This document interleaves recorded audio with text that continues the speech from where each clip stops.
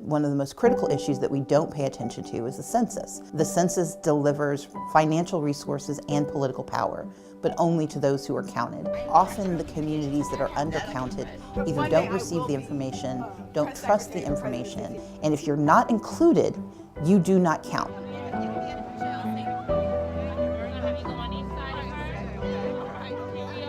After I did not become governor in 2018, my responsibility, that I thought, was to think about what work would I have done had I been the governor. Well done. In that 10-day period between Election Day and what I call my non-concession day, I was talking to my youngest sister about my ideas. I began Fair Count in 2019 because when I became Democratic leader in Georgia in 2010, I realized how woefully undercounted our state was. Particularly communities of color and rural communities were left out of the story.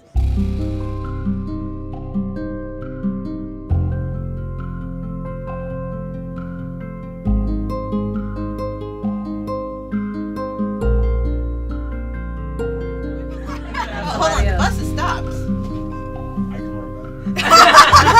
So Fair Count is an extraordinary organism. We are reaching out through technology.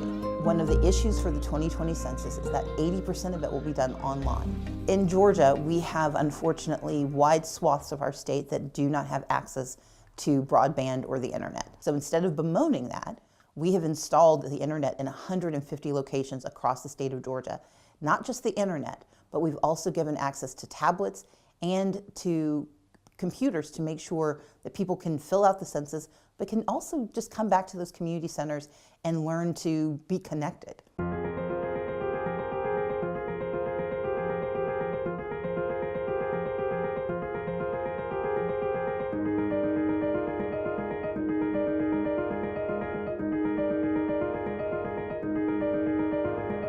Columbus, Georgia is the largest city in the Southwest region, but it's also one of the poorest areas in this state. It has the highest undercount. That's because it's both largely African American, largely rural, and largely poor. If you want money for foster care or Pell Grants, if you think your kid's school is overcrowded, almost every one of the issues that we're deeply concerned about is affected by the finances that come from the census. A lot of black people don't understand how important it is. You know, a lot of us are afraid to take the census for one reason or another. Afraid of being exposed, or you may have some criminal history or what have you, but that's not even what the census is about. The census is strictly to count the number of people in America.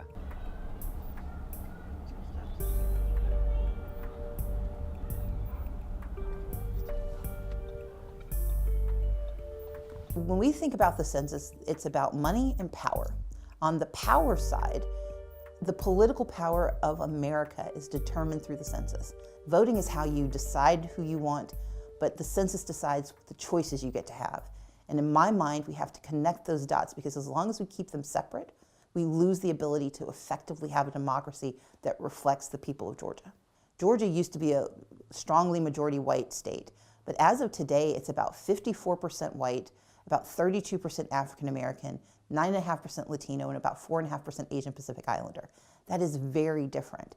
But if those populations do not have an opportunity to elect leadership that either looks like them or shares their values, then they will never get access to the power that comes along with being able to vote. It's also your state legislative districts, your city council, your county commission, as small as your school board districts.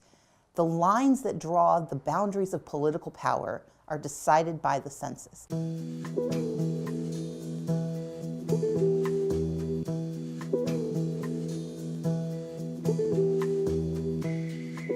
Cuthbert, Georgia is an area of the state that is economically depressed and that still has a population that deserves resources and deserves services.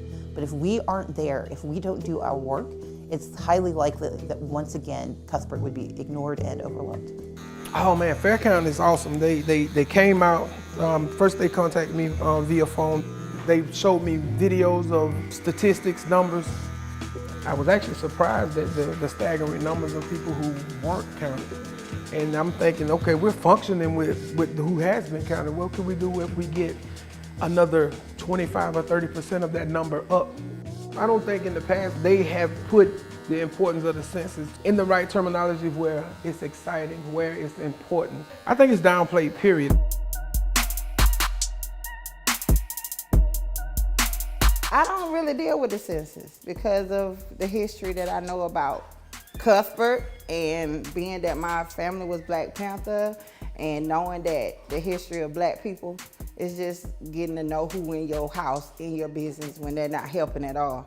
It's just putting the police on you more. It's just causing more problems than fixing any, because I don't see any fixing. What she's saying is 100% correct, but the thing is, what she said in the beginning of her statement is, we haven't been heard. We haven't been validated. Any information in the census is actually confidential for 72 years. There is no citizenship question. Filling out the census does not put your family in danger. But if you're really worried, if you fill out the census online, on paper, or by phone, if you get it done ahead of time, they will not send anyone to your door. So get it done, believe it's safe. Once our people start to understand that and understand that their participation in the census will get them more funding from the federal government, then maybe they would change the way that they look at it. We're actually hoping that this year we're able to, kind of put a little muscle behind the purpose and get a lot of people who wouldn't regularly, pay attention to come out and register. I mean, it's the barbershop. So, we're gonna get everybody. We're gonna get everybody. At some point or another, we'll get everyone. My passion is driven by my fundamental belief in our country and my belief in our people and the fact that we should have the ability to create the future we want. But you can't create that future if you cannot be seen, if you cannot be heard.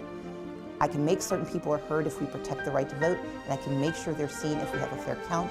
And if we do those two things through a fair fight and a fair count, we will have a fair America.